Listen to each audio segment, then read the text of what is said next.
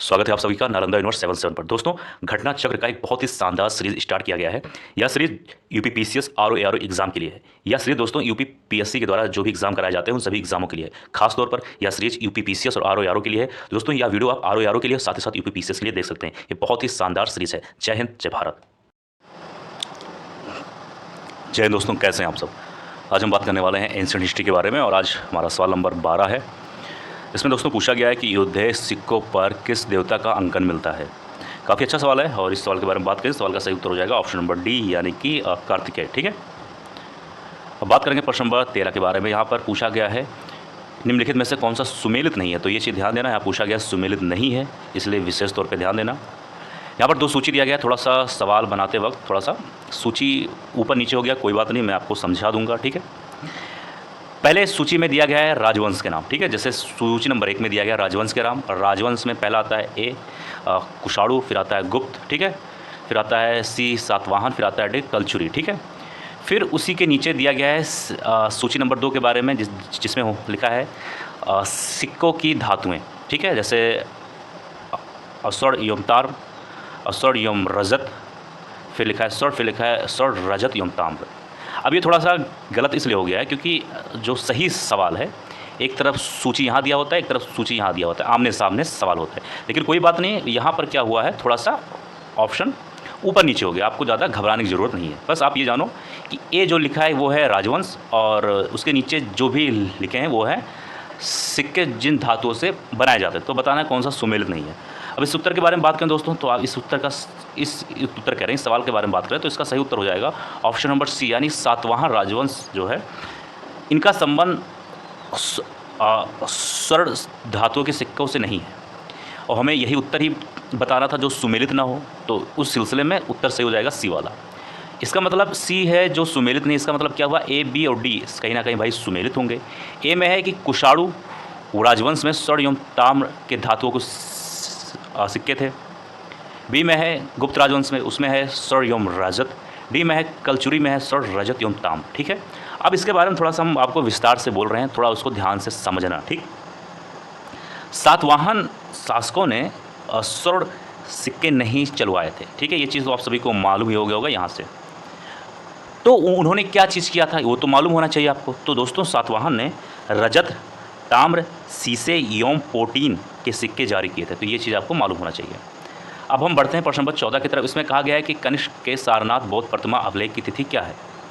प्रश्न नंबर 14 के बारे में बात करें दोस्तों, तो इस सवाल का सही उत्तर हो जाएगा ऑप्शन नंबर बी, बी यानी कि 81, ये वाला होगा बी, यानी कि 81 ईस्वी। ठीक है, अब थोड़ा सा हम लोग इसके बारे में बात करते हैं। कनिष्क के सारनाथ बौद्ध अभिलेख की तिथि 81 ईस्वी है। यह प्रतिमा मथुरा से लाकर कनिष्क के राज्यरोपण के तीसरे वर्ष सारनाथ में स्थापित की गई थी। ठीक है, तो ये भी आपको मालूम होना चाहिए।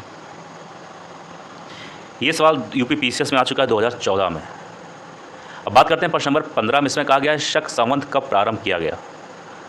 अब प्रश्न नंबर 15 के बारे में बात करें तो इस सवाल का सही उत्तर हो जाएगा ऑप्शन नंबर बी, यानी कि 78 ईस्वी। ठीक है, बात करते हैं प्रश्न नंबर 16 में। इसमें कहा गया एक चालुक्य अभिलेख के तिथि अंकन में शक संवत का वर्ष 1556 दिया हुआ है। इसका तुल्य वर्ष क्या होगा। प्रश्न नंबर 16 के बारे में बात करें, इसका सही उत्तर हो जाएगा ऑप्शन नंबर डी, यानी कि 634 ईस्वी। अब आइए इसके बारे में थोड़ा हम लोग विस्तार से बात कर लेते हैं। ठीक है, शक संवत का प्रचलन कुषाण वंशीय शासक कनिष्क ने 78 ईस्वी में किया था। यदि शक संवत में 1556 अंकित है, जैसे यहाँ पर दिया गया है, तो यह ईस्वी सन में 1556 में हम लोग 78 और जोड़ देंगे तो वो 634 हो जाएगा। तो ये चीज़ ध्यान देना, 556 में अगर हम लोग 78 जोड़ देते हैं तो 634 हो जाएगा। तो ये चीज़ ध्यान देना। ठीक है, इसके बारे में हम लोग विस्तार से बात करेंगे अगले वीडियो में, फिर अगले सवाल में। तो आपको ज़्यादा घबराने की जरूरत नहीं है, बस आप लोग इतना ये जानिए कि एक बार चलिए फिर से मैं आपको बता देता हूँ। सवाल नंबर 16 इसमें कहा गया एक चालुक्य अभिलेख के तिथि अंकन में शक संवत का वर्ष 1556 दिया हुआ है। इसका तुल्य वर्ष है। तो 16 के बारे में बात करें, इसका सही उत्तर हो जाएगा डी वाला, यानी कि 634।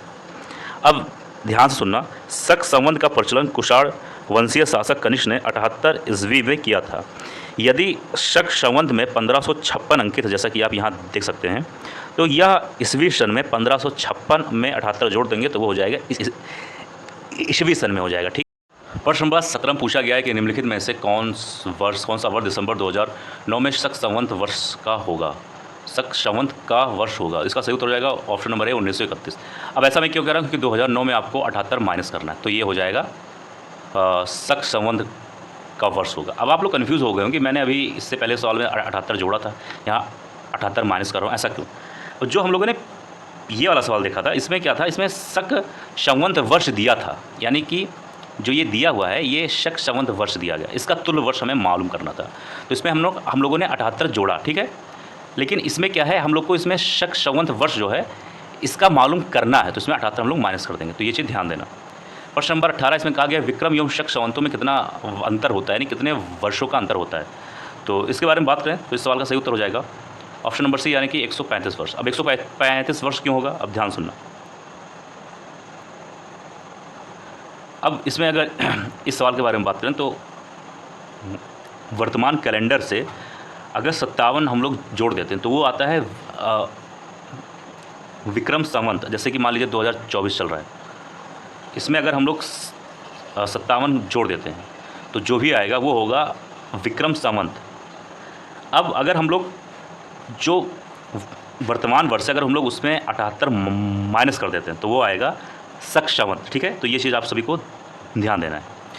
तो 78 और 57 को अगर हम लोग जोड़ेंगे तो इधर यहाँ हो जाएगा 135 वर्ष, यानी कि इन दोनों का अगर योग देखा जाए तो जैसे मान लीजिए 2024 ये है, ठीक है। इसमें हम लोग अगर विक्रम संवत जानने की कोशिश करेंगे तो इसमें हम लोग 57 जोड़ देंगे। मान लीजिए इसमें इसका जो भी उत्तर आया ये हो गया विक्रम संवत। अगर हम लोग को शक संवत को के बारे में जानना है तो 2024 में हम लोग 78 माइनस कर देंगे, ठीक है।